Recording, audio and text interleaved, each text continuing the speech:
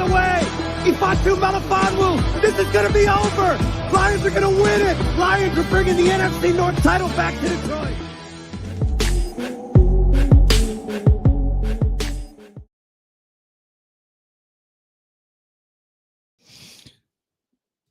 All right. Well, hey, what's happening, everybody? It's Rock On Detroit Lions. It is Sunday night, March 24th, 2024. So I see a couple of messages in the chat already. Some people thinking that I was gone or wasn't feeling well or something. I don't know what's up with that. I just didn't come on yesterday. Kind of took the day off. Needed some time off yesterday to get my my batteries recharged a little bit. It's been a crazy off season, man. It's been nonstop for a couple of weeks, and then things slow down like it is right now. Things are kind of slow.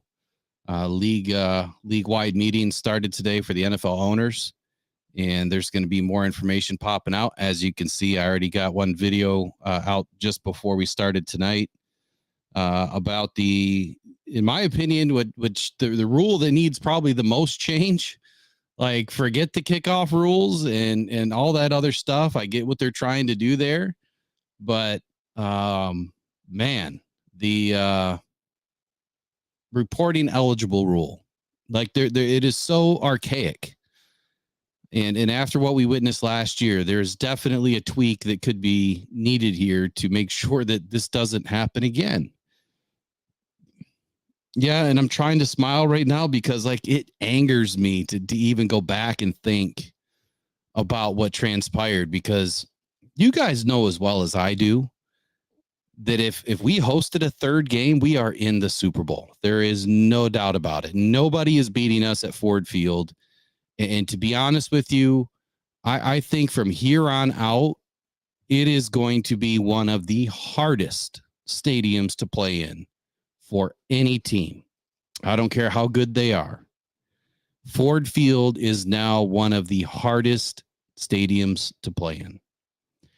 And the way that we were playing last year, and the way that our crowds and, the way Detroit fans were rocking and rolling at the end of the season. And just the way that we even traveled to San Fran. You couldn't beat us in Ford Field. It's not going to happen. Not going to happen. So, anyway, as far as the trade Goff stuff, look, you guys have heard me say it too. I'm one to throw all the stuff out there that could possibly happen. But let me just make this real clear. And an extension has not happened yet with anybody, with the Lions, outside of bringing Graham Glasgow back, which wasn't an extension. It was a re-signing. None of the extensions are expected to get done until May. That's like the busiest month is May. And it's usually after the draft. They kind of figure out where they are, who do they get, and then they'll know, does it make sense to extend this guy or not? And if so, for how long and how much? Not to say that there hasn't been talks, because it's been reported that there's been talks. But on the Goff stuff, look, you guys got to know one thing about Brad Holmes by now. One, he will keep the guys that he knows can help this team win. Guys that are perfect for the locker room. Guys that have great relationships within the organization and the team. Goff is one of those guys. I expect Goff to stick around. But Brad Holmes is also a businessman, and this is a business. I'm telling you right now, if he got too good of a deal, he would think twice. He would have to. It would be irresponsible of him not to. And I know that sounds crazy, and I know it's not great to hear. But look, I'm not saying some of you guys, but I guarantee you there's some people that are watching this right now. We're talking nothing but junk about Jared Goff before week 1 of last year, and how he was a bridge QB, and I can't wait to see Hooker, and blah, blah, blah, blah, blah, blah, blah, blah, blah. And then Goff went out and shut everybody up again. 2 seasons in a row. He didn't shut me up. I knew the guy had it. I expected it the first season. We just didn't have a great 2021, but he still played okay. One of the most durable QBs in the game right now.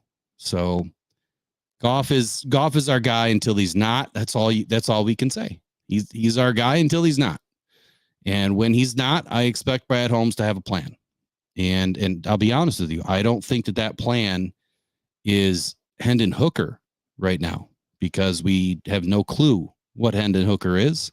And Brad Holmes even said that about a month ago in his press conference. Dan Campbell even said the same thing, that they just don't know what they have yet, because Hendon's got to get through a full off season first, on the field, working it out every single day like everybody else. How durable is he? Can he come back day after day after day after day after day and get it done? The last thing that I heard about Hendon, though, man, is that arm is as smooth as butter. And we do know he has a solid arm. He's got a cannon for an arm. Like I've always said about Hendon, man, he's got like a rocket launcher that's just attached at the shoulder. But you know what? Having a great arm, it's just part of it. The mental has got to be the most important part of it. And then obviously your attitude and the culture fit is very important, because your guys need to believe in you. And every time I hear the guys talk about Jared Goff, it's like the same thing. It's like a broken record from everybody.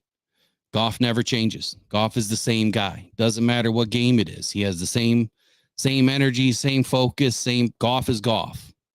That's what you hear from. I don't care if it's Amon-Ra St. Brown, if it's Penei Sewell, if it was Aleem the Dream the other day on the Chris Long podcast or Greenlight podcast. I don't care who it is. They all say the same thing. And that's a bona fide leader. And that's why Goff is playing as well as he is. I'm super excited that he's our quarterback again for 2024. How long that lasts, we'll find out soon enough. We're almost there. I give it less than 6-7 weeks and we'll be there. So, all right, what's happening, everybody in the chat? Let's see who we got in tonight. We've got kind of a light night tonight. Like I said, there's just not a whole lot going on. I tried to sneak in a nap before this show, but it didn't happen. But of course, we got Tracy in moderating tonight. Tracy, just remember to have fun too. We got J-Rod, El Tori, John Desage, Mark Vonkadet. I probably murdered your last name. Vonkanet, Mike P, Lone Wolf, Bucky, J Mommy, Braylon Dennis. Let's see. Who else is in here? Derek W. I remember Tobin wrote, Bucky, Chris Time, Eric Rentamaki. What's happening? And Shadow Viper, Carlos Laralde. All right. We got a few people in. And I think the first thing I want to start off with, and I promise we're not going to spend forever on this, but interesting article popped out today about Cameron Sutton. And I want to be very clear. I'm not excusing anything he's done. I'm not even saying that this is a possibility that this is what happened. But you guys heard me when I said this is really odd. It's really weird. This doesn't make any sense.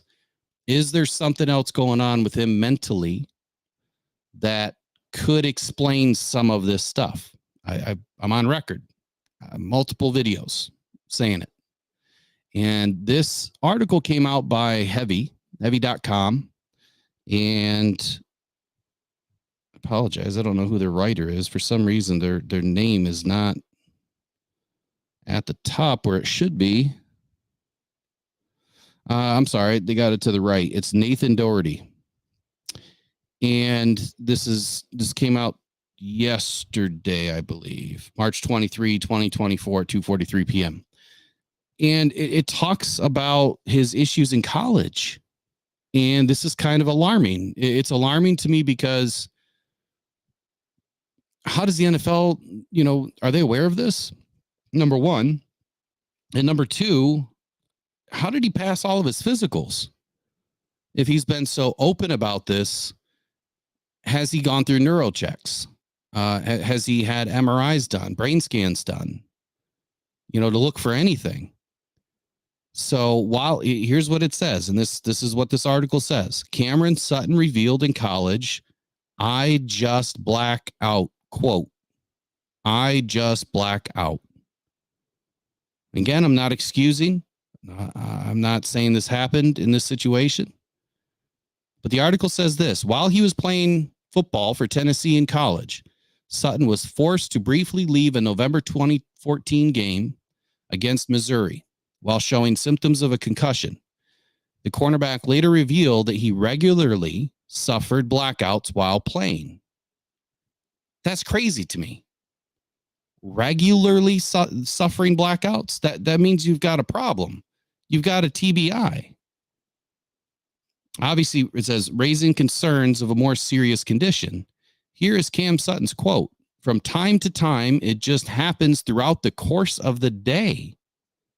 Sutton told 247 Sports in 2014 via AI.com, I might black out, but I just keep walking and nothing ever happens. It's the first time it's ever happened in a game. But, I can't let that stop me from going back out there and finishing the rest of the game. And then Sutton stressed that he suffered from the condition regularly. Another quote: it doesn't happen every day, but for the 2 seconds it does happen, I just black out, I come back, keep going about my business, he said. This is big. Like this is speaking to something bigger for Cam. Like, aside from this issue that he's dealing with, could this potentially have been a blackout moment that didn't go away? Potentially. People don't normally know what they do in a blackout situation. It's why when you hear a blackout drunk, people do wild and crazy things and they have no clue. They look normal. They're walking normal. I mean, as normal as the drunk looks, and no clue what they just went through. Get in their car and drive home, have no idea. They lose hours of time. For some, it's different for everybody. But this could mean that he's been suffering from a really bad brain injury for a long time, that he's been suffering through these blackouts. It could be something else. It could be something unrelated to football. It could have been exacerbated from football. Who knows? Cam's been playing football a long time. So I just wanted to briefly touch on that and let you guys know and hear, what I read. Man, just makes me think that there could be something else going on. That's not cool.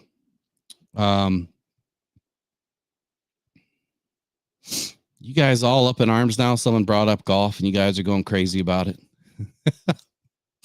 Just be nice, man. Everyone can have their own opinion. It's okay. It's all right. It's all good. We're not all right. I'm not always right. It is what it is. But here we go. Let's talk about we talked about the rule. We talked about Cam Sutton. And then tonight I wanted to shed some light on a bigger subject, which is the numbers just don't lie. And you guys know I'm crazy with the spreadsheets. So I'm going to show you this thing that I prepared here. I can't really leave it on the screen because it's way too big. You guys won't be able to see it. But I'm going to share it. And the reason why I'm going to show you this is to kind of give you a glimpse. All these numbers in here are all of the average percentage of cap spent per position. So offense, defense, special teams. And then I highlighted like the 7, 8 most important positions. So quarterback, running back, wide receiver, tight end, offensive line, defensive line, linebackers, defensive back. And then I broke it down by, who was the number one spender, how many top 5 positions have you spent in per season, how many are in the top 10, their O-line rank, offense rank, rushing stats rank, passing rank, defense rank, sacks and interceptions. And then we went even further with wins, playoffs, what place they had. And then we started breaking it down by average percentage, average dollars per cap in millions. And then I started making some notes. So this is what I want to go over tonight because we've been talking about free agency and the Lions not spending money and being relatively, penny pinchers, if you will. The question is this: does spending big money and bringing in big time free agents mean that you're going to win? That's the question. So we've seen, where a lot of people wanted some big names that would have cost some big money. My number one target in this offseason was Christian Wilkins. Every source stated that he was going to make, 10, 15 million, somewhere in that range. And everyone was way off. I mean, the guy got a big bag. And for that reason, I feel that obviously Brad Holmes was not going to pull that big of a trigger. He just wasn't. Not on one position, not at that time. The rest of my offseason moves, I was hoping for a lot of the second-tier guys to build that depth, but good quality second-tier guys. Not just cheapskates. I mean, some good quality, good quality guys. Hold on here. Let me go into the chat here. Will everyone please acknowledge in his comment? No one seems to have noticed it, and I know he was excited for the attention.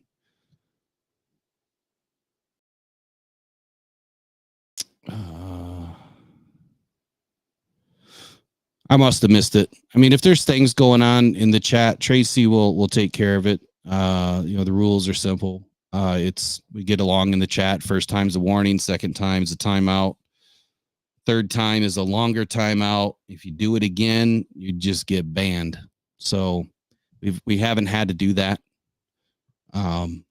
Let's just keep it to football, nothing personal. Everyone has opinions. Let's just be conscious of each other. That's all that I ask. Everyone that is usually great. So I know it can be a little touchy because we all have our favorite players. But so anyway, the question is this: does spending big money mean that you're going to win? And that's what I wanted to answer. That's what I wanted to find out. And I have to say that I'm not ready to have a complete answer yet because I think that I need more data. But I think I've got us off to a good spot. I think that by identifying some of the biggest spenders that, and see in Hatter's house, to your point, get Latu. See, I would run from Latu, but that's the data that I need. I need more data that says injuries and, how many injuries does somebody have when you bring them in? If they're projected as a supposed game changer, but they have an injury history, what happens to that player in the NFL? How many of them actually turn out to be what you thought they were going to be? And I can't get that data right now. That's going to take time. Every draft, one I can go back to and start to build that data. It's going to take a long time. But for this year, obviously, we won't know for a couple of seasons, where that player turned out to be. So we're going to start with the money and what happened in 2023. Okay. So number one, I think what I would like to start with is in this category of data. It speaks to the number one spender, meaning if you spent the most money, most percentage of your cap on one area, or even two or three, if you happen to be, the team that spent the most in three areas. For instance, Baltimore in 2023. Excuse me. Sorry, I got the case of the yawns today. Baltimore in 2023 spent 21.44% of their cap on defensive backs. And Cleveland spent 63.9% of their cap on offense. But I know a large majority of that money is going to the quarterback room because Deshaun Watson got some stupid deal. So I take that into account. And they were a top 5 spender in other categories because they just were, but quarterback was their largest expense. So we have the number 1 spender, and then we have the top 5 spender, which means how many of these categories were you a top 5 spender in the league? And then we have a top 10 spender. How many of these categories were you a top 10 spender? At the end of the day, what's it going to tell me? Well, when I go and match that up with the ranks that respective position finished, did spending the money make sense or not? Did you win a Super Bowl because of it? Did you have more wins because of it? Did you go to the playoffs because of it? Did that position rank out high because you spent all that money? That's what I'm looking for. Now, it's going to take some time to extrapolate this. It's going to take a few seasons. And the more people that I have doing this type of stuff, the more, information we'll be able to gather. I don't know anybody else doing this stuff.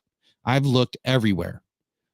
There's some information out there, but I don't think they're getting as granular as this to say, hey, yep, Chicago spent the most money in free agency last year, and, well, they sucked, so it didn't work. That's what I'm going to find out, because I want to know if it makes sense. I think a lot of people want to know if it makes sense. So let me start with that. In Chicago is actually first on my list. So Chicago has the most top 10 expenses. And what that means is, were they a top 10 spender in that category? Offense, defense, special teams, quarterback, running back. You have 32 teams. Were they in the top 10 on any of those categories? They spent the most money last season on 7 of these categories: defensive back, linebacker, defensive line, offensive line, tight end, wide receiver, running back, quarterback, and so on. Offense, defense, special teams. So here's my statement. Chicago was the overall biggest spender in 7 categories in the top 10. They finished last in the NFC North with a 7-10 record, with only one top 10 rank, or one top rank, out of the 6 major categories, and that was rushing. So they finished on the season, they finished second in rushing rank, largely because they had a running quarterback and a decent running back. But they also finished with the 19th, ranked offensive line, the 20th ranked offense, the 27th ranked passing, 12th in defensive rank, 31st in sacks, but they were tied for first in interceptions. They were 7-10, didn't make the playoffs, finished in 24th place.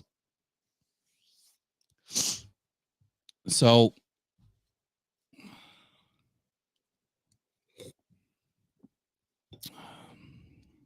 I don't know what nine drinks. You're back in, dude. You won the giveaway like a month ago,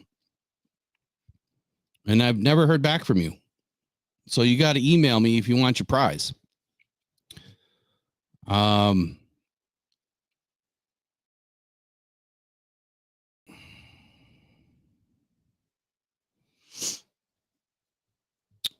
lost on this chat. Yeah, it's Chris time. Our schedule is pretty tough this year.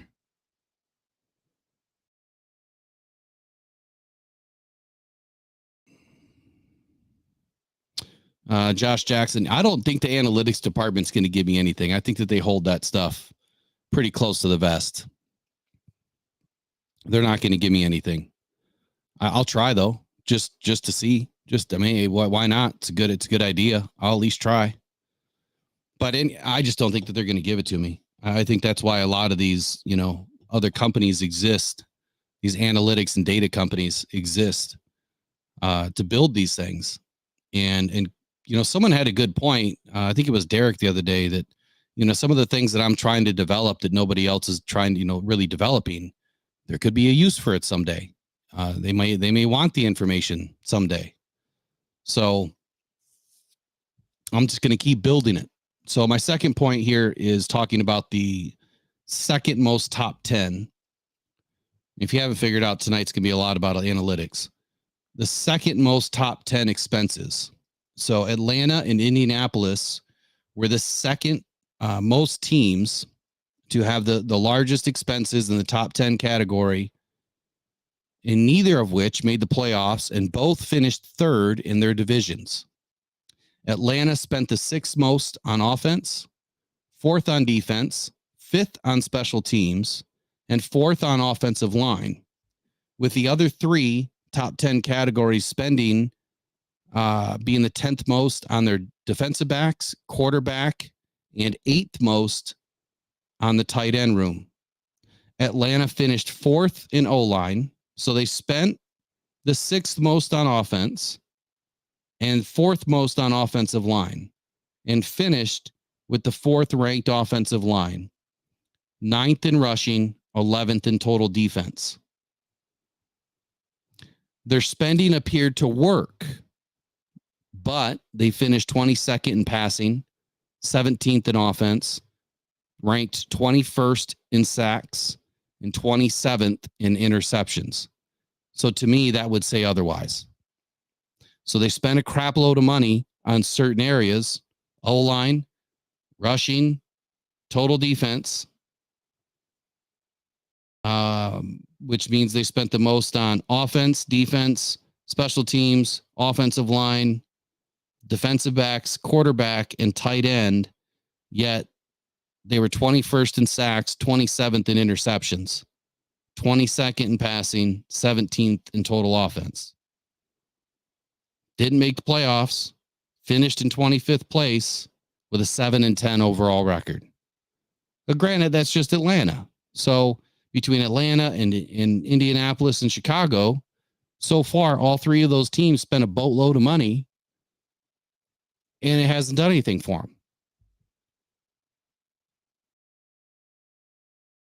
So third most, which means they spent in 5 of the categories in the top 10. Arizona, Indianapolis, Baltimore, the Rams, the Giants, and Pittsburgh all had top 10 expenses in five categories out of these 11. Three of the 5 teams made the playoffs, with only one a division winner, the Ravens. The Steelers and Rams barely made it into the playoffs with a 10-7 record. Both exited the first round. The Ravens went on to win the conference championship, where they ended their season with the 3 other teams. Indy finished 9-8, the Giants 6-11, and Arizona 4-13. Obviously, they all had very rough seasons. Arizona spent the most money on offense, the run game, rushing, running backs, O-line, and DBs. They finished with the 25th best O-line, yet they spent the most money on offense and O-line. They finished 4th in the run game. They spent money on the run game, but they also drafted. That was Atlanta. Sorry, Arizona didn't draft. They finished 26th in passing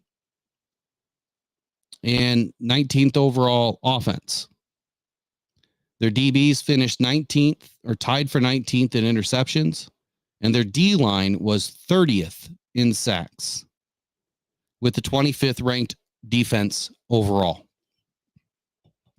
So again, Arizona spent the most on offense, running backs, O-lines, and DBs. And their DBs were 19th in interceptions, 25th ranked defense overall. And the D line was 30th in sacks. Now, they didn't spend a whole lot on the D line, but when I go back and look at Arizona's spending, they only spent 8.76% of their cap on defensive line. And if you wanted to be in the top 10, you had to have spent closer to 17%. So more than double.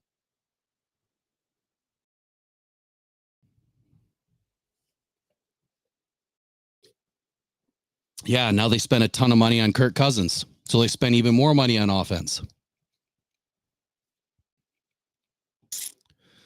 Let's see, J-Rod at Will. Do you know the money situations for Sutton and Marshawn Lattimore with the June 1st connection? Lattimore cheaper after. So, like I said last week, what I could deduce from his contract is he's due more than $50 million, even as a post June 1 designation.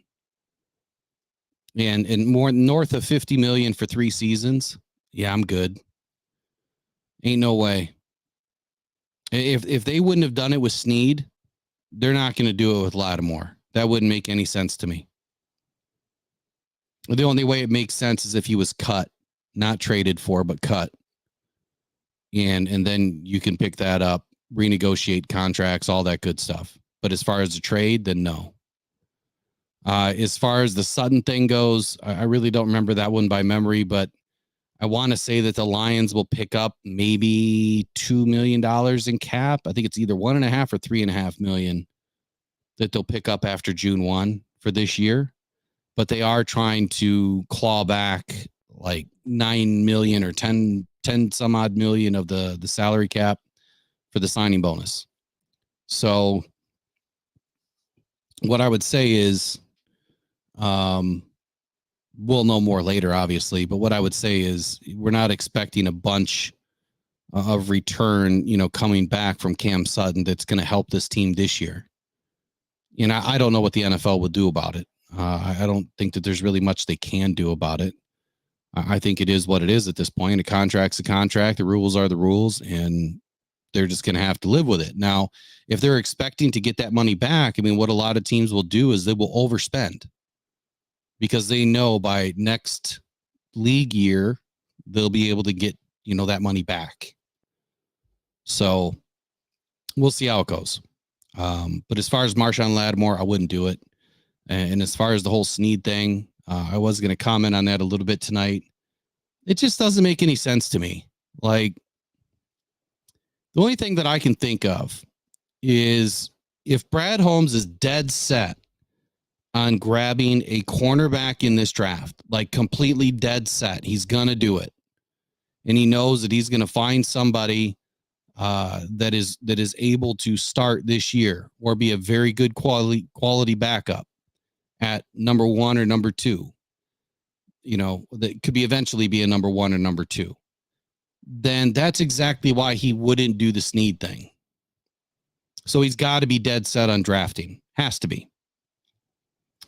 Carlton Davis, $14.5 million is only, $4.5 million short of what Snead just got in his deal. Snead just got $19 million a year. And I can't imagine that you wouldn't want one of the best corners. I mean, literally like 1-2. He's either number 1 or number 2 in the league, and his stats prove it. 2 championships. That type of knowledge of going through the postseason is invaluable. And he's a winner. He's a large reason why the Chiefs won the last 2 Super Bowls. So not paying out an additional $4.5 million to bring in a guy like Snead, it just doesn't make any sense. If you're willing to pay a guy $14.5 million, why wouldn't you want to pay 19? You gave up a 3rd round pick for Carlton Davis this year, and they gave up a 3rd next year, and like a 7th swap next year, and a 3rd the year after that. So you're talking 25 and 26 capital, not even 2024. You're telling me that he wouldn't have given up, a 7th round or 6th round, hell, even a 5th round pick in 2026 and a 3rd round pick in 2024 when he just gave up a 3rd round pick in 2024 for Carlton Davis? Doesn't make any sense to me at all. So either Snead wanted, more money in the beginning, and he took less money going to the Titans, or Brad Holmes just don't like Snead. I mean, those are the only things that I can come up with. But I would rather have Snead all day than Davis. You're talking a guy that missed 23% of his games versus someone that's missed like 3 games in the last 4 seasons. Big difference. And when he's in, he's extremely productive. So I don't know, man. It just doesn't make any sense to me. Other than, like I just said, I think the options are this. Either Snead wanted more money coming to Detroit at the time that deal was trying to get done during the combine, or Brad Holmes is dead set on taking a corner in this draft, which I still think he is. I mean, I've always said that he was going to take a corner, but I also think that wide receivers is high on the list, and defensive end is also high on the list. Brad's just going to have to make some moves to get everybody he wants. And before I forget, I'm going to throw this out there too. So there's something that I missed on Xavier Legette. He was 6'3", 209 pounds. And then I guess at the combine, he came in at 6'1". That's a big difference. I mean, production is production, right? And he was able to produce, but college versus the NFL is totally different. I still like Xavier Legette. I still think that he is an absolute dog, depending on where you get him. I think there could be great value if you get him a little bit later than anticipated.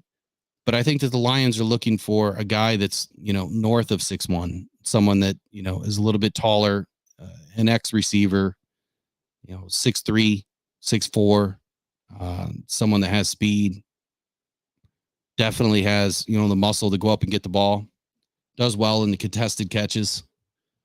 So I think that his height is kind of a problem for him to make it into the first round. I think it's kind of a problem. Now, if, Odunze was an option, obviously, or Odunze, I mean, if there's some way Brad can get all the way up, you'd be giving up a ton of capital to do something like that. But I see some of these guys as big time playmakers, very attractive players, that they could be just as good as Marvin Harrison, if not better. My next mock, I think you guys you'll probably mock me over it, but I've pulled out all the stops. So Monday is going to be mock draft Monday. I know a lot of people are doing mock draft Mondays now, but I said that we're going to do a separate video every week, and I'm going to dedicate that to Mondays. We'll do some off the cuff stuff too, obviously latest news, whatever's going on. But tomorrow I'm planning on launching my mock draft 2.0. And I'll tell you right now, I've got over 8 hours invested into research, and I've got a lot of notes. And that's why, as I keep getting closer to the draft, we're going to keep getting more information, and we're going to keep compiling this information until we really drill it down and figure it out. Yeah. Holmes was at the Alabama Pro Day. Yeah. I think he likes Kool-Aid too, but there's some other guys there. Braswell, Turner, like I went through all the defensive linemen the other day. There's some big time players at Bama. I don't know who Cornelius Johnson is, Ronan. McLaughlin's still around. I think that I don't know if he's had their pro day yet. I don't know if they have yet. But McLaughlin is a phenomenal later round pickup. It's just the Lions, they don't have an extra third round pick right now, and they don't have a fourth. And I think that McLaughlin is going to be gone before the 5th round. I mean, he's probably going to be gone at the end of the 3rd. If I think that he's as good as he is, and if other teams think that, he's that good, he's going to be gone for sure. Same thing with Kamal Hayden. I think that, I don't know if they've had their pro day, but as long as, he does what he's supposed to do, because he didn't do a lot at the combine. Matter of fact, I don't think he did anything. So he's got to do what he has to do. He's got to run and show people that, he's got some good hips and that he can move. All right. So let me get back to this, does spending money in free agency mean that you're going to win games? So far, the answer is no. Like I said, Arizona spent the most on offense, run game, O-line, and DBs, and they finished near the bottom of the league in all categories except for the run game. Indianapolis, they spent the most on special teams, offensive line.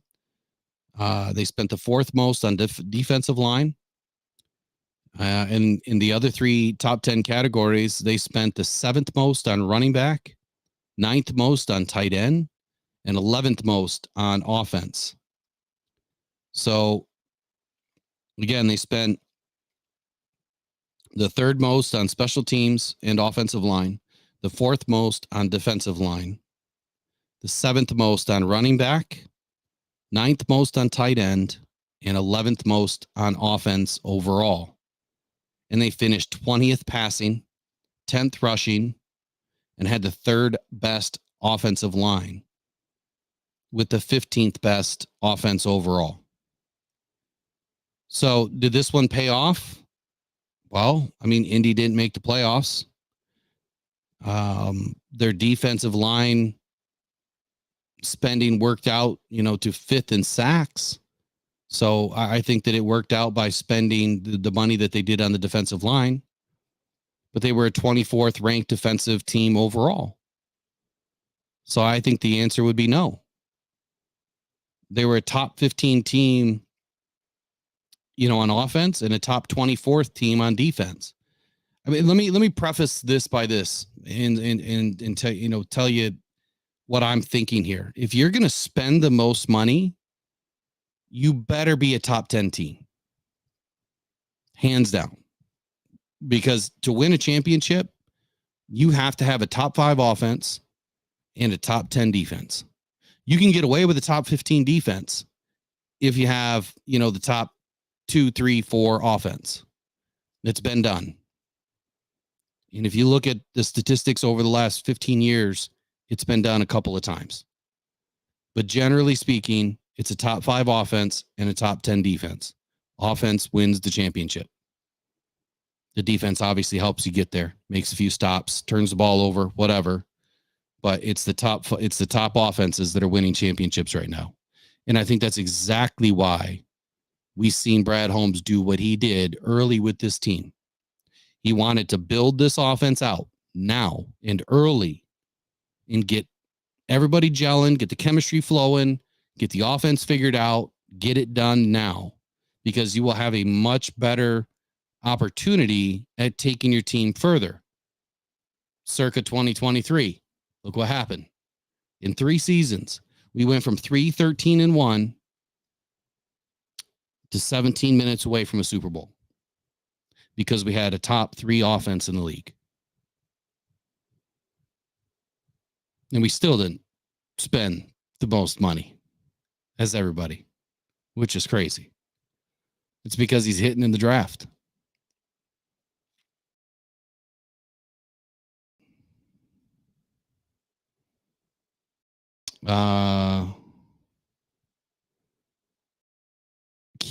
Keon Coleman? Yeah, he's a late round guy. He's not someone that's going to light it up for sure.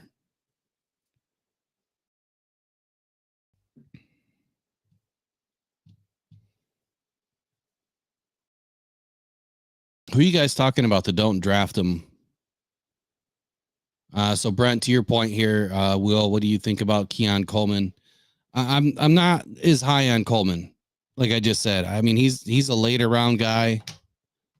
I should probably add a note here to do some videos on him or something.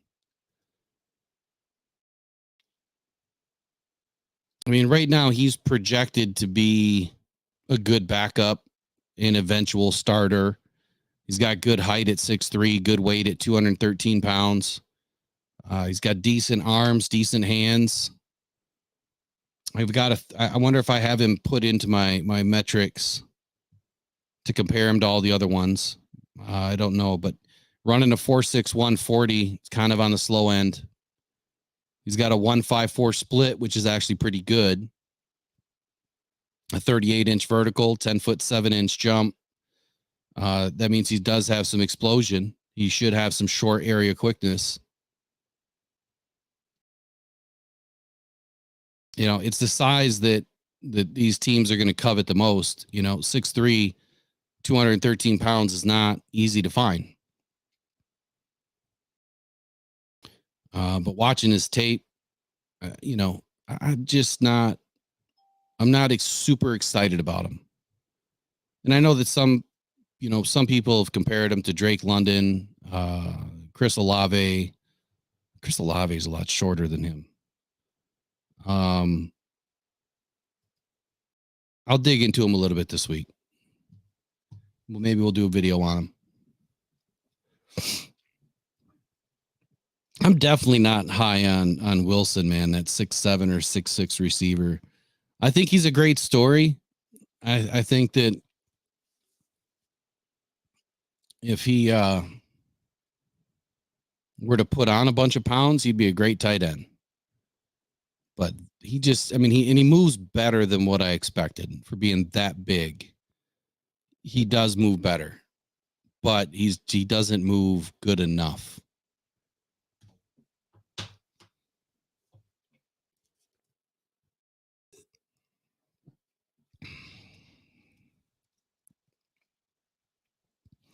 Oh yeah, I believe that Brad's taking a wide receiver too. I look, if it's not anything, it's everything to be defensive end, cornerback, wide receiver are off the board in this draft headed to Detroit. I'm really thinking that. But we'll find out more on the 4-hour draft show that we do the night before. All right, so next up, I was talking about Indianapolis, you know, how they spent the third most on special teams and offensive line, fourth most on defensive line. But, you know, their defense ranked 24th, but they did get 5th in sacks. But overall with Indianapolis, they were only tied for 14th in interceptions with 15. Finished 9-8, no playoffs, 18th place in the league. So spending all that money didn't work out. And then you have the Giants. They were the only team in the bottom 3 of this category that had one category where they outspent every other team, which is nuts to me. So the Giants outspent everybody in special teams. And I know it's just special teams, but special teams is important. But they outspent everybody in special teams. And I don't even know how to really, you know, measure the success there.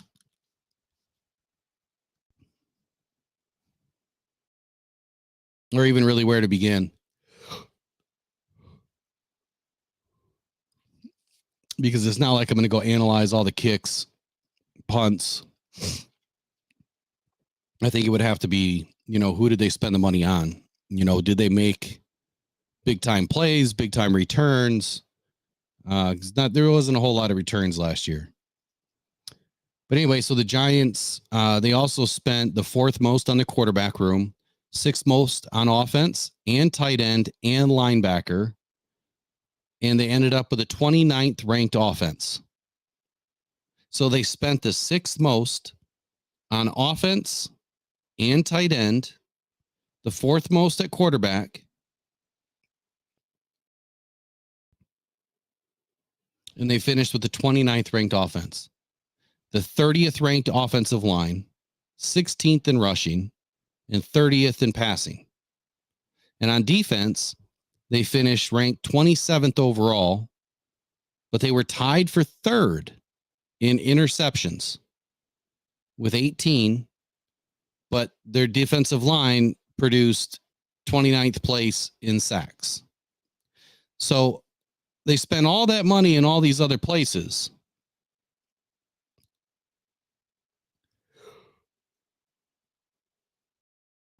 If you can't tell, I'm having throat issues tonight. It's creeping back on me. So they spent all of this money on all these other places, but the defensive back room. And the defensive back room is what produced the best. So I find that interesting that, they have the most success in an area where they don't spend the money. So the last thing I'm going to talk about on all these analytics, because I still have a lot of work to put in, like a ton of work to put in, is I want to go over the top spender.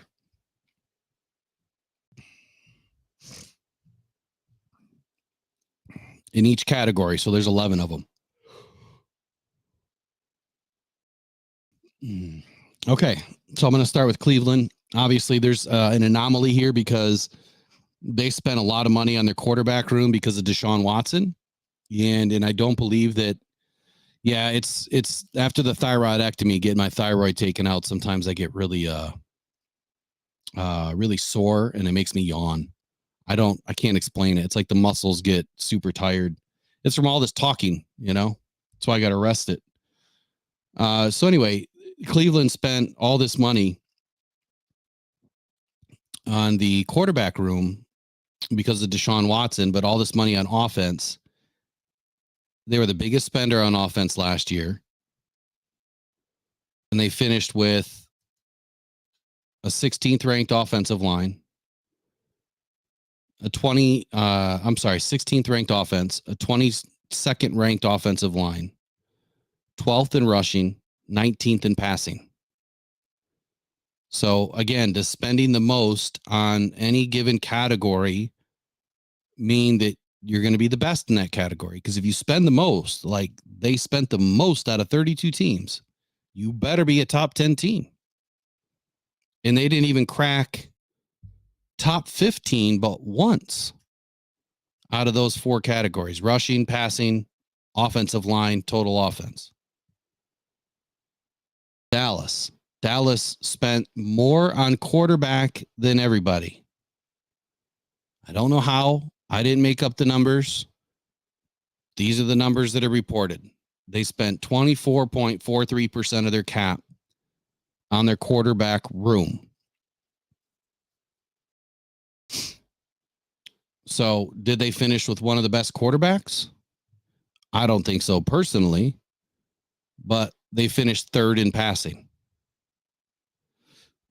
They had the 5th ranked offense. But they also spent, probably the 4th most on total offense. The 4th most on total offense, the most on quarterbacks, and top 5 in wide receivers. And that's how they finished with a top 3 passing game, a top 8 offensive line, and a top 5 offense. They neglected their running backs. They spent the least amount of money on running backs, like literally spent 1.5% of the cap on running backs, and finished with a 14th ranked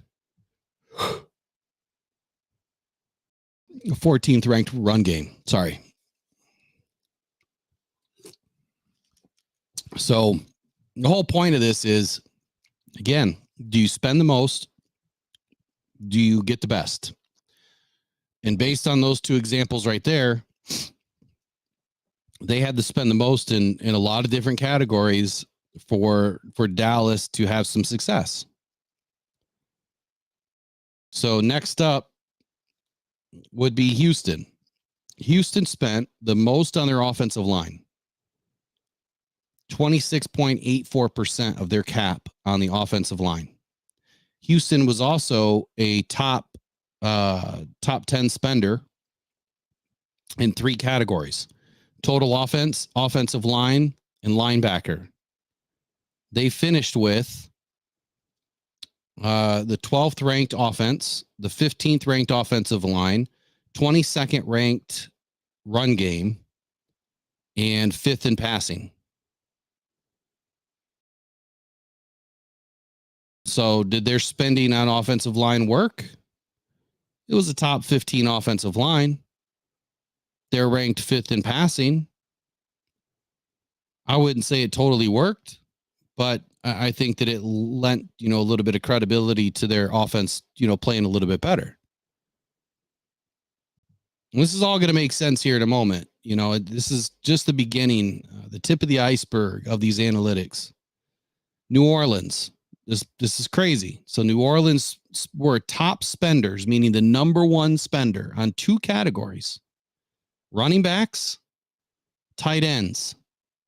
They were also top 10 spenders in two other categories: total offense and defensive line.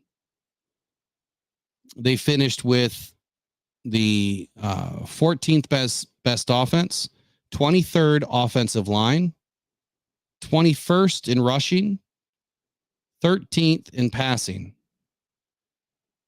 And they spent the most in rushing and the most in tight ends. They should have had, a top 10 running game, and they didn't. 21st is where they ranked.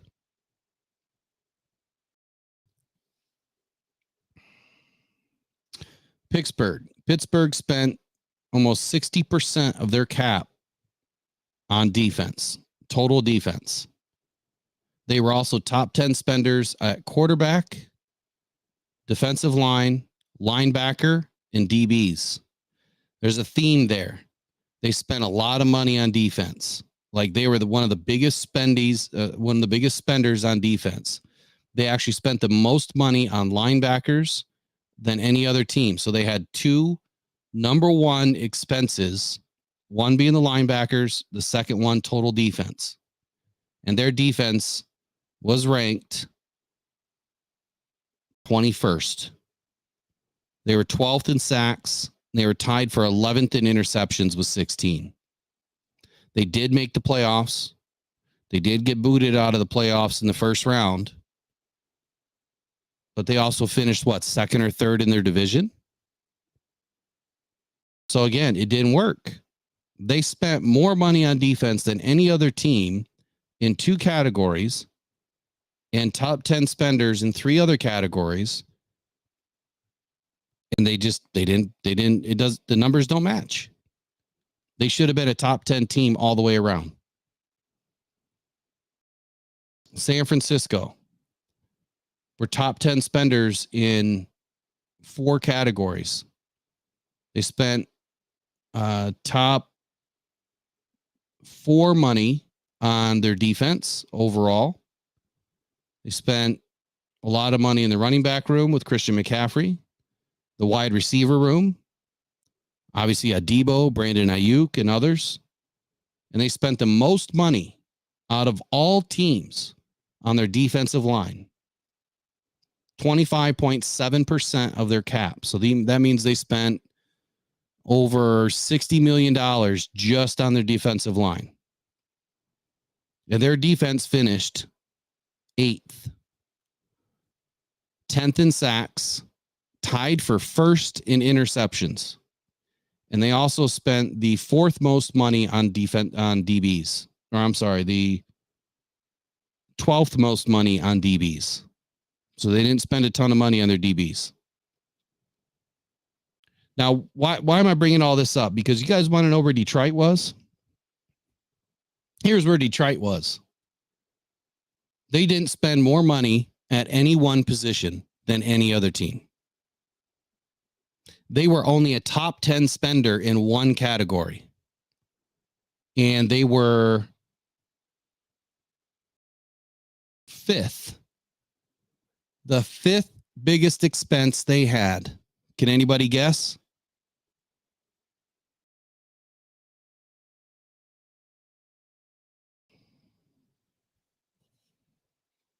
You guys are all up engaged in this draft talk, huh? Can anybody guess where the Lions were the biggest spenders last year without looking, without cheating?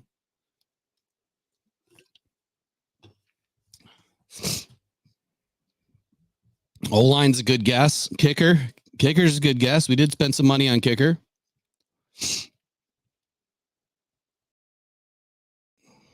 I'll wait till we get a few more answers.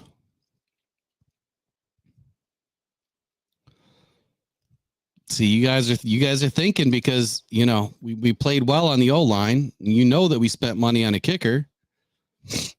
D-line, we didn't spend any money last year on the D-line, though. All right, so you guys are all wrong. And I know it doesn't seem like it, but we spent the most money on our running back room. Demo and Jameer. Remember, Jameer was a top 12 pick. And Demo was what do we get Demo for? Like $6 million a year? So we spent top 5 money on our running back room. And the Lions finished with the number 3 overall offense, the number 2 overall offensive line, the number 5 overall rushing game, number 4 overall passing game, ranked 19th in total defense, 23rd in sacks, tied for 11th in interceptions with 16. Now, the top team in interceptions last year was Chicago and San Francisco, I think, with 22.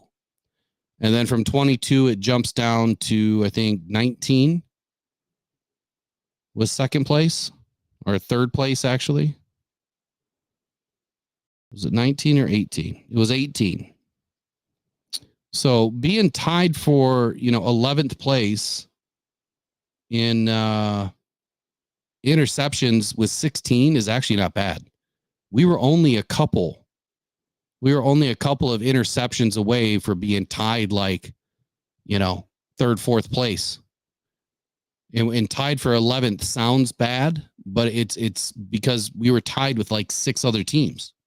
And before that, there was like, 4 or 5 other teams tied for, what was it, third place and fourth place. So we actually didn't play that bad on defense. We had a top 19 defense. And we didn't even spend any money. Like literally, we didn't spend any money on our defense. Like super cheap. Our defensive line, we were 13.2% cap spent on our defensive line. So the point that I'm trying to make here is if they spent the most money on their defensive line like Pittsburgh, they should have been a top 10 team because you spent the most money. Didn't work. The Lions didn't spend any money. We clearly had some issues on the defensive line, but I don't think it was as bad as what a lot of us, think it is. We were still, we were missing out on some sacks, but when you look at the teams that made, the playoffs, they had more sacks. Like Baltimore was first. Buffalo was fourth. Cleveland was sixth. Dallas was 13th. Lions were 23rd.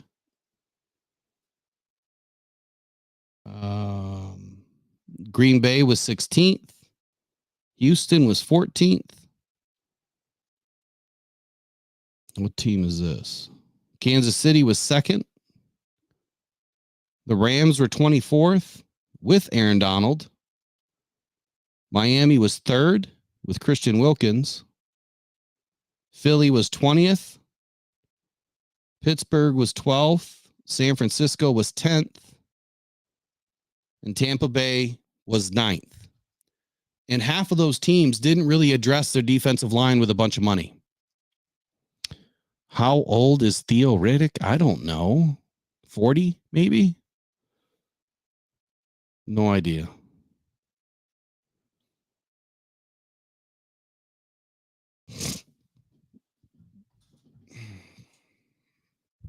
We are spending 6.4 on Gibbs and Branch.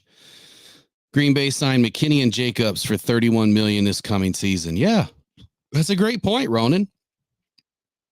So they better, get some play out of these guys, right? So the whole reason why I do numbers, the reason why I love numbers and analytics, I mean, they tell you a big part of the story. Stats, they paint you a really good picture. The rest of it, you have to watch. You have to see it happen on the field. And a lot of this is coaching and development and training. You can only get so far with, like you can have the best car in the world, but if you don't have any gas to put in it, you ain't going anywhere. right? So you can bring the best card to the Detroit Lions, the best player, but if you don't have the right coaching behind him and the right scheme for him to fit into, that player ain't doing nothing for you. So back to Brad Holmes and why what he's doing is working so well is this dude literally spent the most on running backs and ended up in the top 3 in the league for running backs, but also finished in every other category on the offense in the top 5 and was a top 20, top 19 defense overall without spending any money on the defense, hardly at all. So the minute he does spend a little bit of money, I think things will change because he's bringing in the right guys. We hope. Carlton Davis, look, I'm going to hold my breath until he shows me something. Amik Robertson, I'm less worried about. I think that, he's going to be just fine. It doesn't mean that he's going to jump off the page and, cover number 1 wide receivers. I don't think that's going to happen, but I expect that, Brad Holmes' plan is going to continue to work. We needed this draft. We needed this draft to be successful for this year and next year because he's been hitting in the draft. And I'm expecting that he's going to get at least 2 solid guys. And the more guys that he adds, via the draft that can make an impact on this team every single season, especially year 1, he does not have to spend in free agency. Like he had 4 impact players from last draft. Had he only had 2, we probably would have seen another guy take in day 1 or 2 of free agency. But because all 4 of those guys hit and stayed pretty healthy, he's going into this draft happy, ready to roll with a good team. And he's doing it right. We've hardly spent any money at all, even though we spend our entire cap, or large majority of it. He's really smart in where he's spreading out the money. So we're spending about 44, we'll call it 45% on the offense, 33% on the defense, with only 2.43 coming to special teams. I know those numbers don't make sense. It's just the way, the percentage of the cap. I've even gone as far as to, kind of get granular with the average per team, when you weigh it all out, and it kind of gives you an idea of how much money there should be there. If you look at a roster and you say, okay, I want, 13% to be spent on DBs. I want 11% on linebackers. I want 14% on my defensive line. I want 17% on my offensive line, 5% on tight ends, 12% on wide receivers, 4% on running backs. You get to a number, and that'll help people like me try to figure out who this guy's drafting or who this guy's picking up in free agency.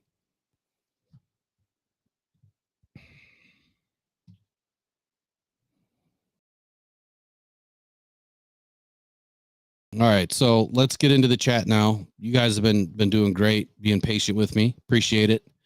What do you guys want to talk about tonight? Shoot me some topics. Shoot me some ideas. Tomorrow night, like I said, we're going to do mock draft Monday. It's going to be my mock draft 2.0. It's all set. I'm not going to pick it live. It's done. I've got a lot of notes as to why I feel these picks are where they are. And then we'll pull up, some other mock drafts. I think last week we did Daniel Jeremiah. Maybe this week we'll pull up somebody different. I don't look at them. I do mine, and then we'll look at them live. So I see you guys talking about running back, adding a running back in the draft. This is not a crazy pickup to me. It's not. Like, I think that if, we're late in the draft, round 6, round 5, unless there's like a crazy good guy that slipped, I wouldn't be opposed to adding a Blake Corum or, what's his name? Frank Gore Jr. I wouldn't be opposed to that. Yeah, we got Craig. Craig's great. I think he's just fine, but he's on a 1-year deal. Why not bring in another guy that you'll have for, 4 or 5 seasons, 4 seasons on a rookie deal? It's cheap. It's someone that you can develop, you can stash away in the practice squad, and then you can designate them as protected so that they don't disappear off your practice squad.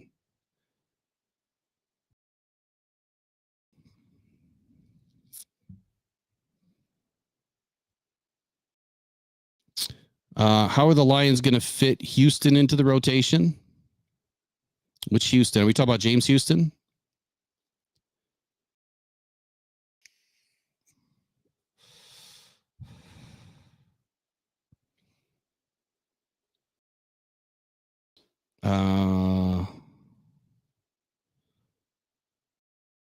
Maybe that wasn't a question.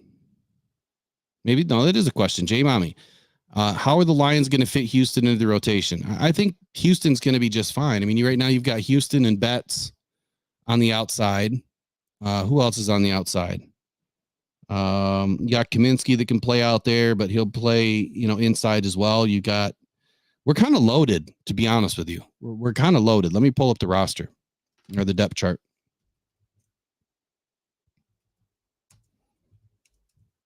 And did I see someone wants to go through some hypothetical? Oh, Davenport. There we go. See, I keep forgetting about Davenport. Hypothetical trades. Yeah, I've got some hypothetical trades tomorrow, but tomorrow's no trades. But I did outline in my notes the trades that I think should happen. I mean, honestly, for just about every single pick in the top 10, I say about the same thing. But there are some hypothetical trades in there that I think that should happen and possibly will happen. And then that'll come out later as we get through it. Like more drafts. So right now on the outside, yeah, you got Marcus Davenport truly on the outside. You got Kaminsky behind him and Mitchell Agudi behind him. Nose tackle, you got DJ Reader. We still got Tyson Alu. I thought, hold on a second here. Did we sign Tyson to a bigger deal? Because we did not bring him back, right? We did not re-sign him.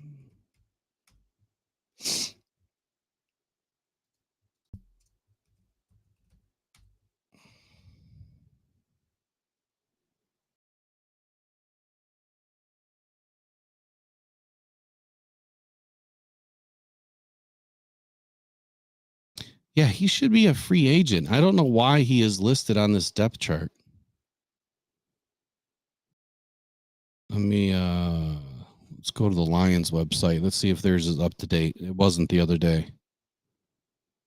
It looks like it could be now. Nope, it's not.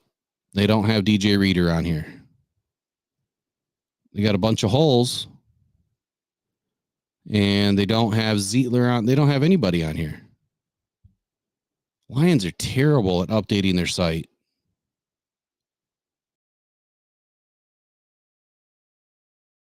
I'll take a look at this one.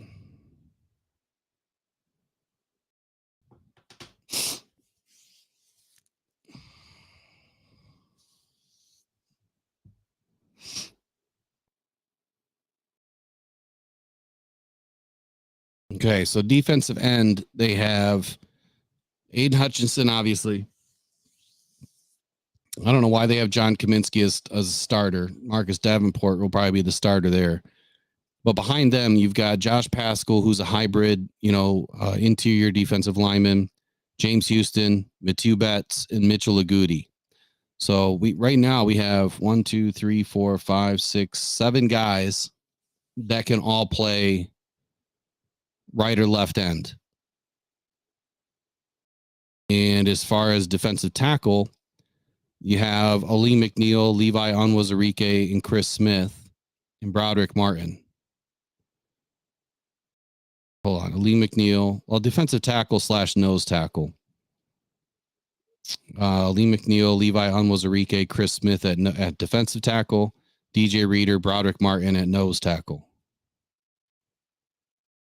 I think that we're good on defensive tackle. It's possible we could add another one.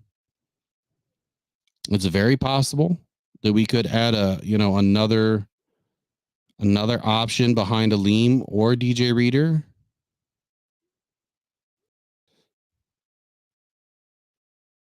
Looks like linebackers all set. I don't know why.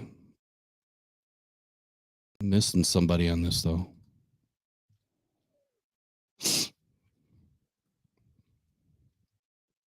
CBS Sports app is updated. Let me go to that one.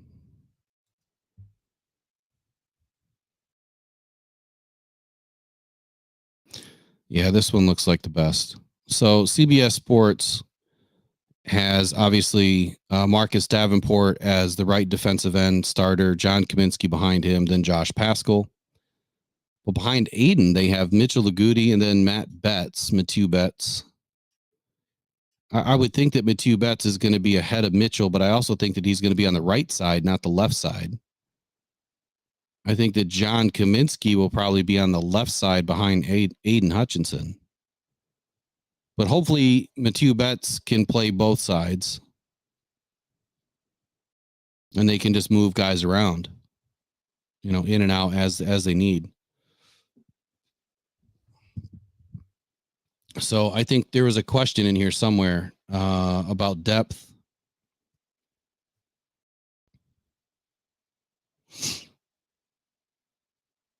Oh, you heard that Theo Riddick and Ndamukong Suh are working out together?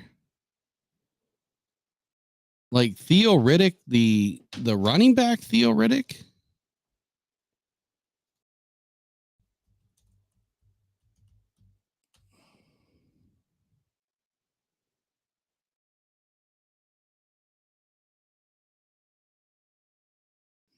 I don't know why he would be out working out. I thought he was done.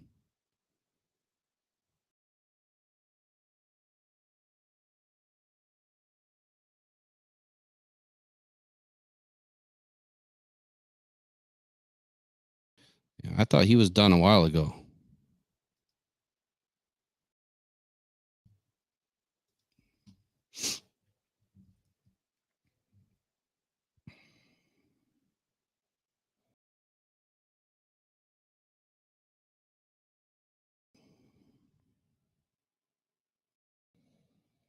I do like Rookie. Rookie is one of my guys. I did a video on Rookie. Yeah, they're working out for the sake of working out. I like that one better. How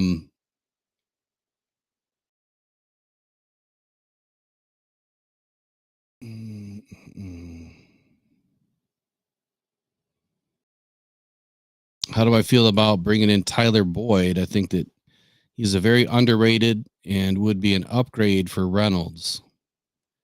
I'm not real sure on Tyler Boyd to be honest with you. I have no idea what his contract is or would be. I think that the Lions are going to add a receiver. I really do. Betts is fine.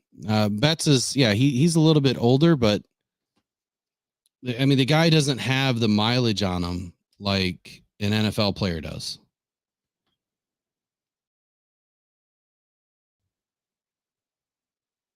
Like he hasn't been, beat to crap in the NFL. He's been playing, Canadian Football League. Totally different.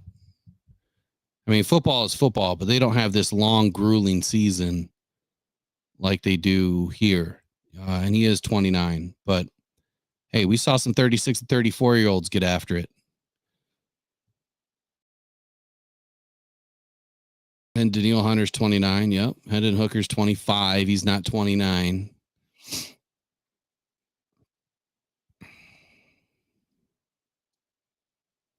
So I do like Rookie. I mean, if Rookie does slip, I mean, it would be great to add somebody like that. I mean, if the Lions are going to enter this year again, carrying 11, 12 defensive linemen like they did last year into the 53 man, I would love to see him add another young defensive lineman that they can get behind Reader and Aleem that can play outside. Rookie's like 290. So he can definitely play inside, outside. And I think that Brad, we know he loves that versatility. But I mean, I've got to be honest. I think that If Brad moves up, I wouldn't be mad. He just has to get in the top 15 to move up. Like, I don't think he needs to move up ahead of the Vikings or anything like that. I think that the Bears, and you'll hear some of this tomorrow, I think the Bears probably try to trade back off of 9 to add more draft capital. I think that would be the smartest play for them. But I think Ryan Poles is dumber than a box of Cracker Jacks. So who knows what he's going to do. The guy spends a ton of money and they're not getting anything for it. They're not getting anything on the field for it. So I expect them to be, making stupid decisions with these draft picks. There's no reason that team needs to take two top 10 picks this year. If he trades off a 9 and still stays in the top 20 and adds 2, 3, 4 more draft picks, that would be the smartest thing that he could do. He doesn't need 2 quarterbacks, but there's going to be a bombshell in my mock draft tomorrow night. Speaking of quarterbacks, well, this one's kind of a fun one with this one, but I think it could also be realistic if these reports that keep coming out about a certain individual hold true. But then again, we're talking about Chicago here, so they would rather grab the guys that don't make sense, in my opinion. So if we move up tomorrow in the draft, I don't think it makes sense to move up for anyone other than a corner or a wide receiver. But I don't see, and the reason why is because the defensive ends that you would want, I don't think that you would have to. I don't think you'd have to move up. I think that they'll be fine at 29. I think that they'll get a shot at Chop. They'll get a shot at Darius. If they wanted Jared Versay, they'd have to move up. So that would be the only one that I would move up for. I wouldn't move up for any of the other ones. Dallas Turner, you might even get a shot at 29. Chris Braswell, you probably get a shot at 29. And both of those guys are good too. But I'm all in favor of scrapping some 2025 or 2026 draft capital. I wish that these mock draft simulators would go out to 2026. I might have to look at some other simulators to see if they do that. I haven't heard that they do, but aren't the Bears trying to move out of Chicago? I don't know. Are they?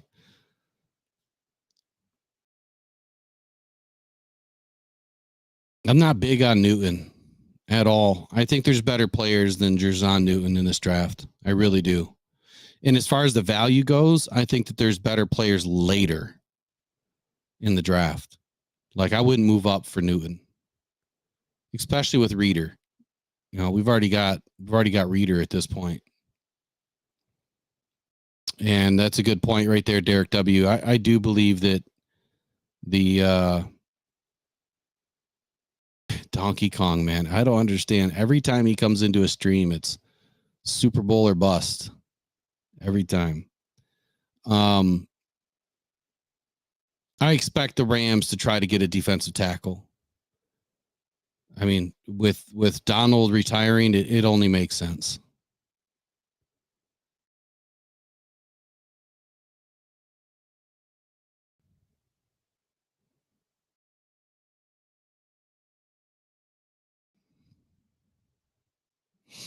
Yeah, there you go. It's a good point, Lauren. Lauren says the way it's looking, though, if we're in the Final Four again in the playoffs, our picks are late round for the foreseeable future. And that's a good point, because, I mean, when you give up some of these later round picks or late in the round picks, they're not as valuable. So if you do trade them now, and the way that people think is, okay, so are the Lions really going to be able to get back? Are they going to finish middle of the pack next year? Maybe around 20, but not, instead not 28 or 29. Then trading those picks makes more sense.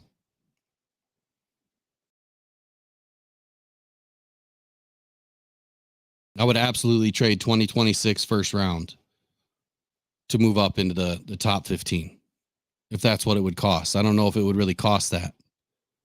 You might be able to get away with trading 2 seconds to move up from 29 to 15. I'd have to do the math on it, but I think it would be smart to move up. I think it would be even smarter to move back, depending on how the draft is going. Last year, I called it only because it made more sense that if Devon Witherspoon was gone at 5, it made sense. And depending on how the picks went in, the first 5 picks, you were still going to have Jahmyr Gibbs and or what's his name?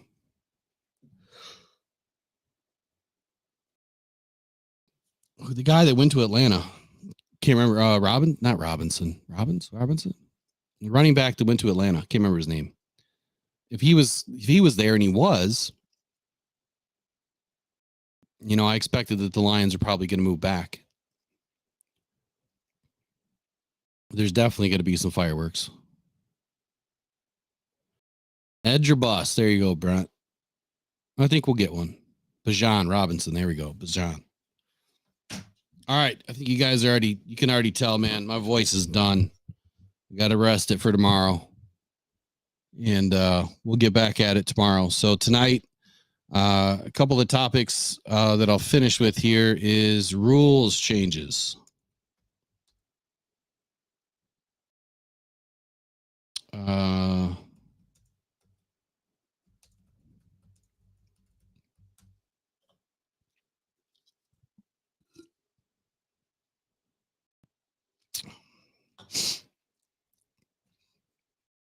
So the NFL and their league meetings that are happening right now, or at least they started today, there is a proposal to change the kickoff rules because they want to see, more kicks being returned. And the Cliff Notes version, the way that I understand it, is the players can't move. Like when the ball is kicked, everyone's going to be moved up closer, like within 5 or 10 yards of each other. And the ball's kicked and they can't move until it's fielded. So when the receiver catches the ball, then they go. So it's going to promote more returns. Obviously, they're trying to help with injury too. But the biggest thing is if it's not returned, if it goes through the end zone, if you kick it out of the end zone, they automatically get the ball at the 35. So that's one rule change. And there's been some traction on this one.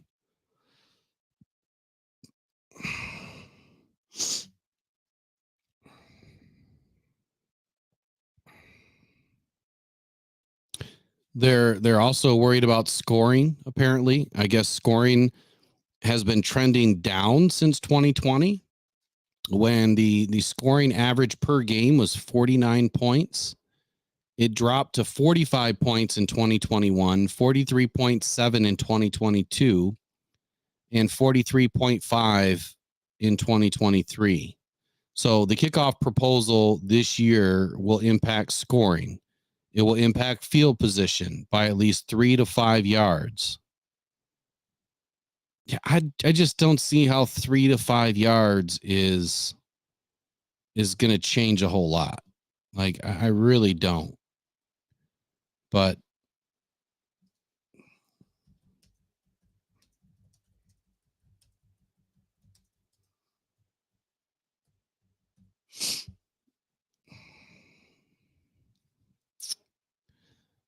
let's see. So there's a couple other rules that the Lions were proposing, which this is one that I actually brought up last year. I even brought it up in a video and spoke about it.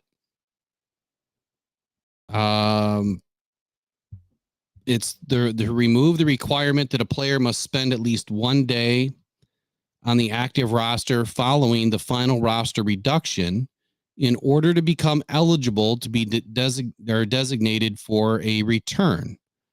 The one requires this. Here's what it says. You place them on IR immediately, and they won't be eligible to return that season. Have them make the 53-man roster, stay on the roster for a day, and then place them on IR, where they'd be eligible to return at some point in the season. So in order to keep injured players that they want to return during the season, this has forced teams to play roster gymnastics. For example, cutting a veteran player and then re-signing them back a day later once the team can place an injured player on IR to return.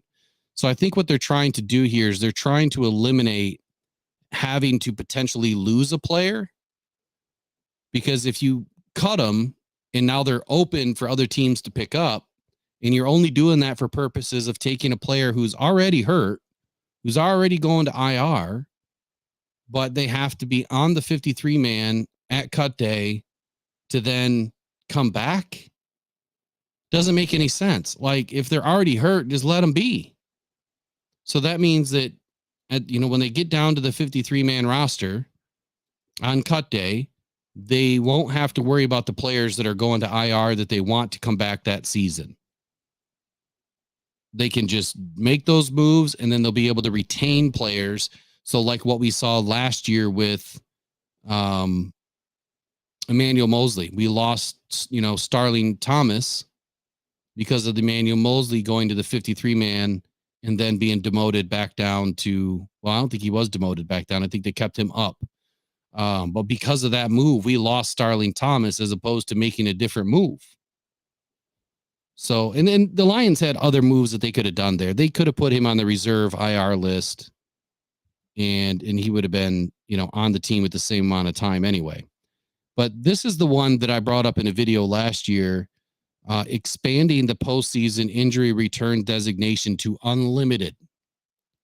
So under the current rules, teams are only allowed to return 8 players from a reserve injury list throughout the season. The Lions are proposing only a slight modification to the rule, changing it from 8 players during the regular season and unlimited returns during the postseason.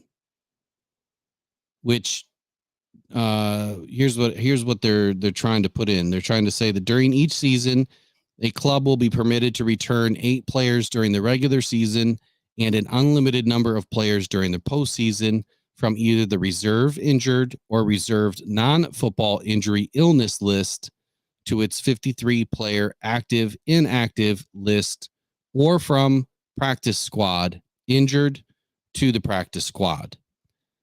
This is a great rule. I think that it should get passed.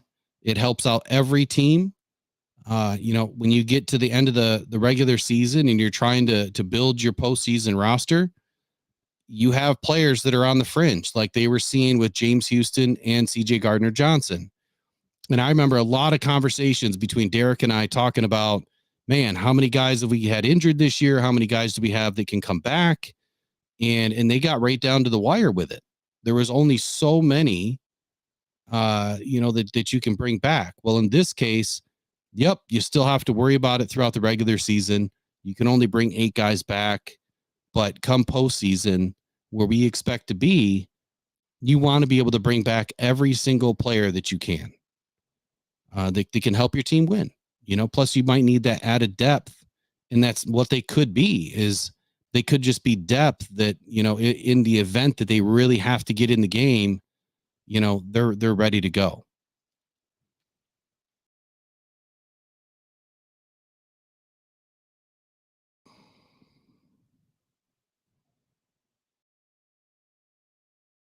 That's a good point, Jay Mommy. I don't know why they don't extend the active roster up a few players. Now, if you remember in COVID times, they expanded the practice squad roster. And I think that they did extend. Did they extend the 53-man during COVID too?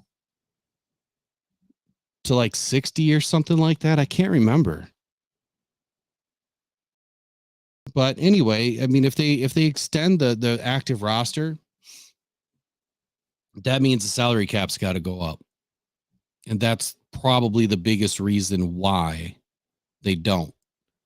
But that being said, I don't think that the NFL is hurting for money. And it would make more sense, to add a couple of extra players, like bump it up to 56. Bump up the practice squad to 20. Cut days will be less. You'll have more players that are on an active roster staying healthy instead of sitting at home.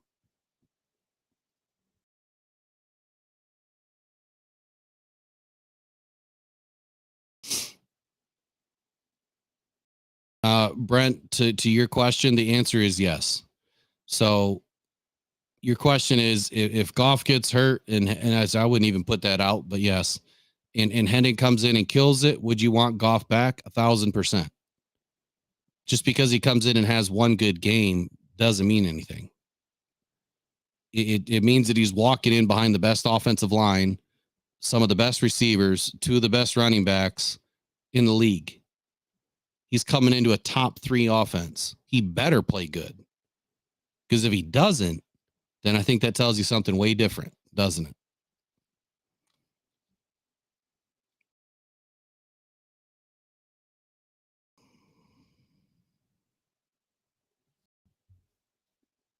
In talking about the Goff extension, so I think that the extension is going to mirror Brad Holmes and Dan Campbell with Jared Goff. I think that his extension is going to run through 2027. It'll be 3 years. 3 years, one. Where was I on this? 3 years, 140. Hold on.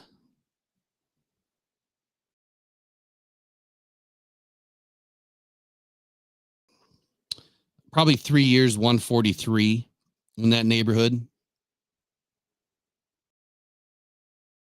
Because I think that's what Goff would get, a 3-year deal, 2 void years, be an extension. So that'll put him on the team through 2027. He'll be a free agent in 2028. And I think that's the deal, because when you look at it, they extended Brad Holmes and Dan Campbell, right? And I think that Brad Holmes was a 6-year deal when he signed. So he was already with the team through 26. And I think Dan Campbell was a 5-year deal. So he was with the team through 25. Might have those flip-flopped.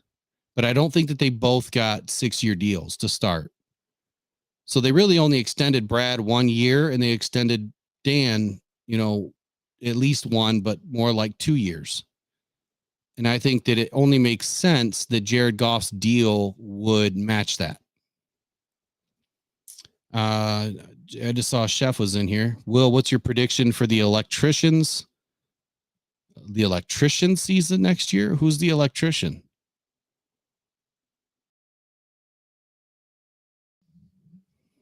Is that a new nickname that I don't know yet?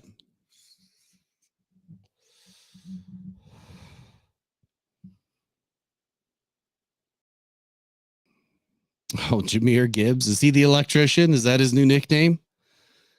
What's my prediction? It's better than this year. That's my prediction. I can't put a prediction out until I see him actually, get through this offseason unscathed. But let's just say that he's healthy and that he plays in 95% of the games next year. Only missing 1 game, maybe, due to some bumps and bruises. He definitely breaks 1,000 yards. He'll be the best back on the team. And I think that he probably could put 500 on the ground. He'll put 1,500 yards in next year. That's my prediction. 1,500. I like the electrician, man. That's funny.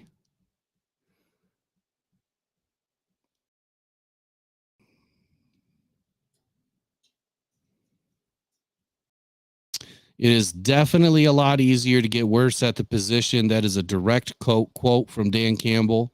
talking about the quarterback. I can't believe you guys are still on the quarterback here on Hooker versus Goff. Just so I'm aware, who started the Hendon Hooker stuff? And to J Rod's point, he says Goff earned his value and it's sky high right now. I mean, he's had 2 Super Bowl seasons. They are identical to what he did when he brought the Rams to the Super Bowl. And we are a business first organization. I believe that, but I also believe that when you earn, your keep, they're going to pay you. They're going to keep you around. And at that point, or to that point, Jared Goff isn't going anywhere. And if he is, if it happens, if we do trade Goff for picks in this draft, it would be upsetting to to this team in a big way. I think that means that now they're truly ready to start over with what they built, and bringing in a quarterback that is capable. They know that you could then win with a true game manager.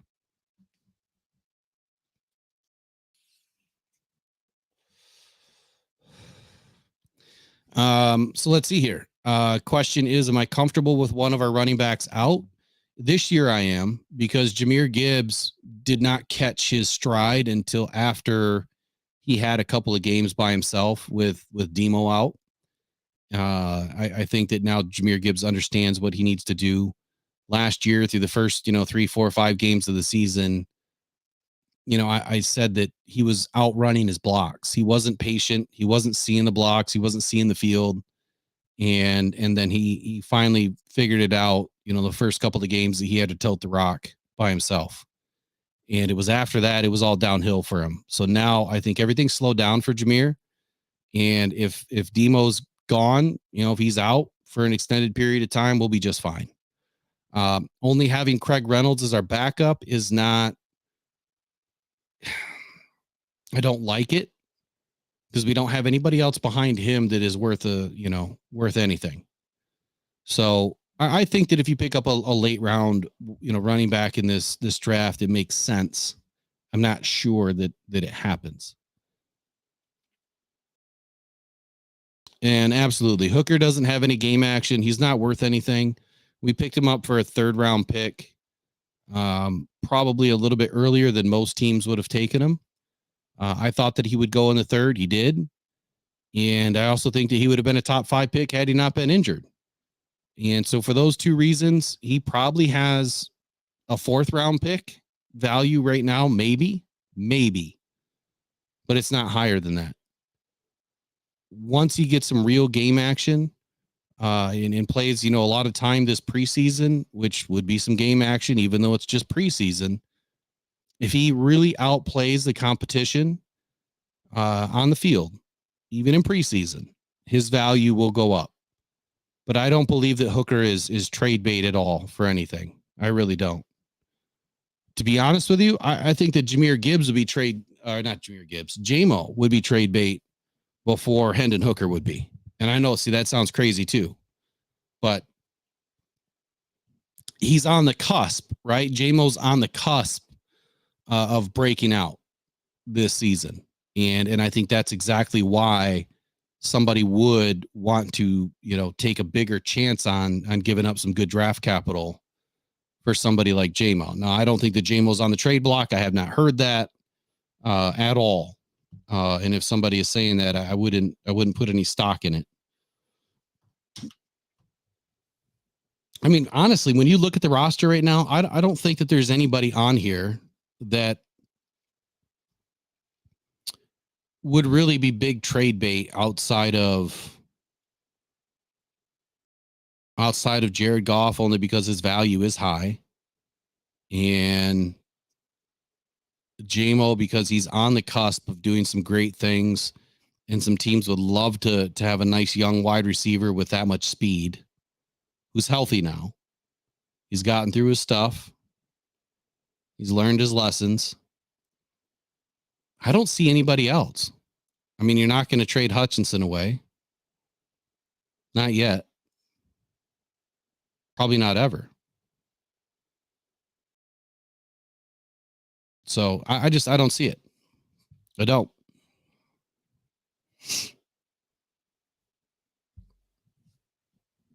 What's up, Demigod 313? How you doing, man?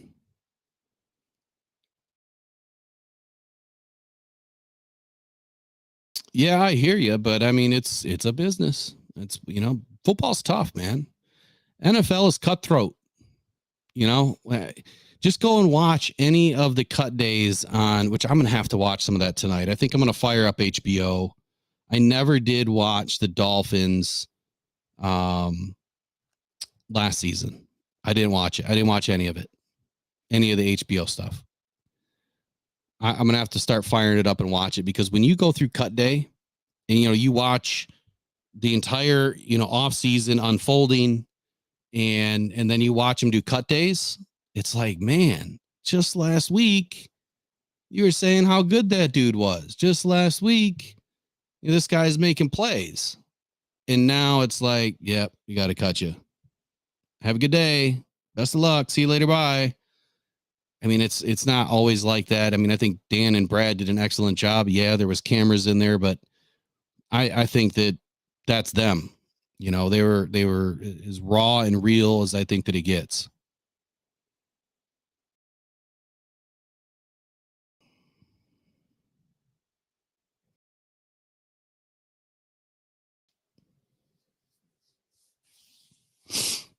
They could trade Aleem. I mean, he's got some upside too, but it really depends on what you want to do in a draft. Like, that is the business side of football that can get so crazy. So when I put out some crazy notions, you guys aren't going to like them. I mean, you're just not. I mean, Chef is a big JMO fan. Some of you guys are big Goff fans. Some of you guys are big Hooker fans. It just, you got a lot of Aiden Hutchinson fans. And so when you put some of these scenarios together, they suck, but it's football. And you have to look at, what could you potentially net for a big trade like this, and how could it help your team now and for the future? And that's what you have to look at. And that's why it is so hard for these general managers not to get attached. You can't.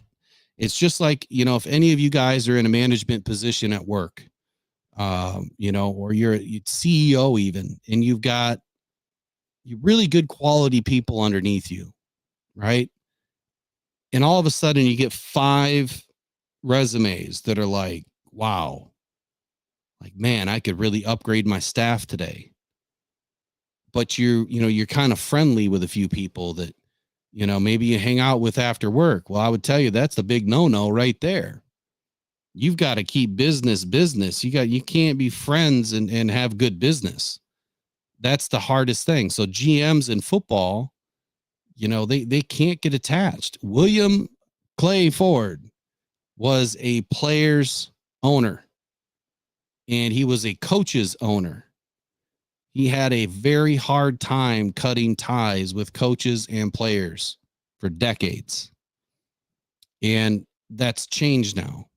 I don't think that we have people in place right now that would just hang on to somebody to hang on to somebody. It'd be bad for business. It'd be bad for the team.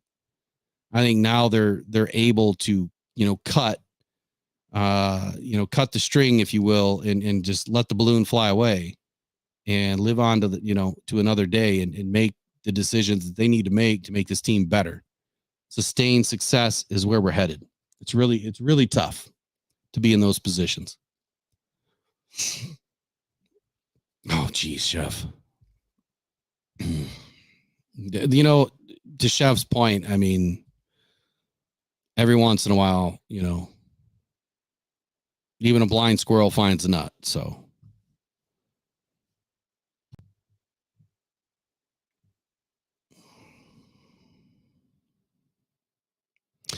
Yeah, Adam, I don't know why a lot of people would want to move on from Goff, but it's business, it's just business. Max Crosby. So that is somebody that I was going to do a video on that. I seen some channels, articles trying to hype up this Max Crosby thing. Look, Max said that stuff a while ago. It's nothing new. He's always wanted to be a Detroit Lion.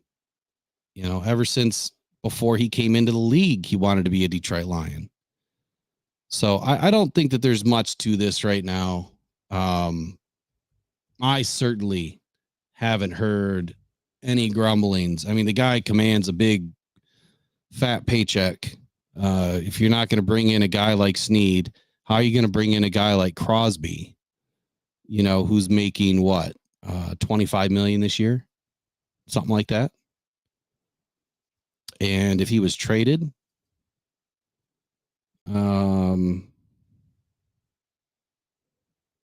if he was traded potentially, but again,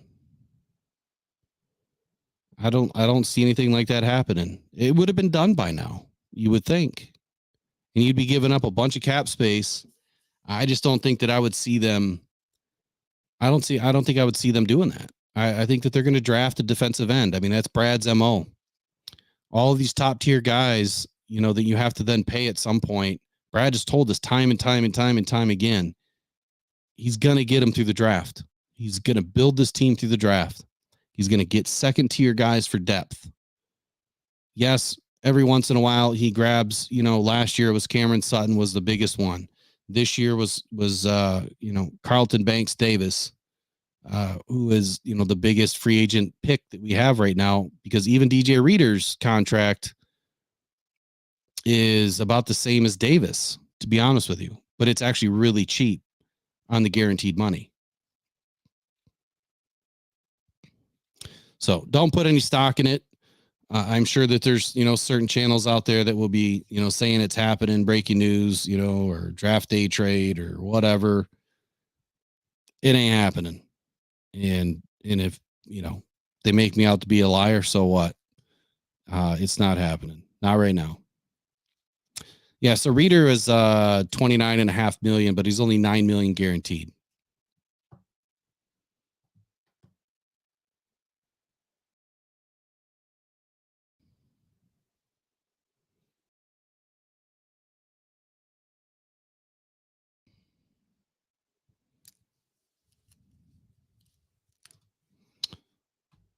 Actually, I want to look up his contract now that we've got all the details out.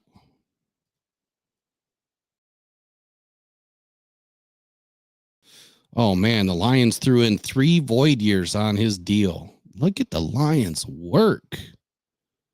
So DJ Reader's cap hit this year is only 5.3 million. Next year, 12.2, but he will carry into a void year. So everything will become due in 2026. 3, 4, 5, 6, 7, 8, about 8 million in 2026.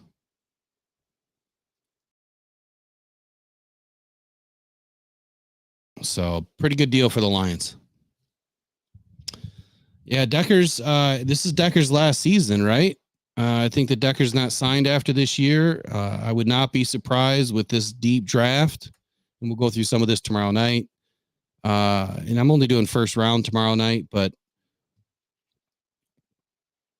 I wouldn't be surprised if the Lions try to land their left offensive tackle or even right offensive tackle of the future, because Penei Sewell can play both sides. And it does not matter if we grab the left or a right, tackle. Penei he'll move either side. He would probably love to go back to left tackle, but then again, he's been doing so well at the right side. Maybe he wouldn't. I don't know. I just don't see Decker being able to come back unless he's going to be real team friendly.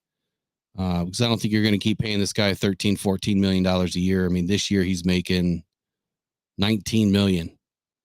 He's like the second highest paid guy on the team. So we'll see what happens. But anyway, we're coming up on the 10 o'clock hour. I appreciate you guys joining us tonight. It's been another 2-hour show. Tomorrow, we are going to be doing Mock Draft Monday. My full mock is done. I got a ton of notes to go through. for each team, for each pick, and explain why I'm doing what I'm doing and why these picks fit. I do have a bombshell pick that may make sense to some of you guys, may not. But I think that somebody, if he continues the way that he's going, is going to slip. And there's going to be, an NFC North team that benefits or maybe doesn't benefit from it. We'll see. So, all right. I appreciate you guys for joining me tonight for Rock Down Detroit Lions. I'm Will Rock, and I will see you guys tomorrow at 8:00 right here on Rock Down Podcast Network's YouTube channel. All right, you guys, take care. Bye-bye.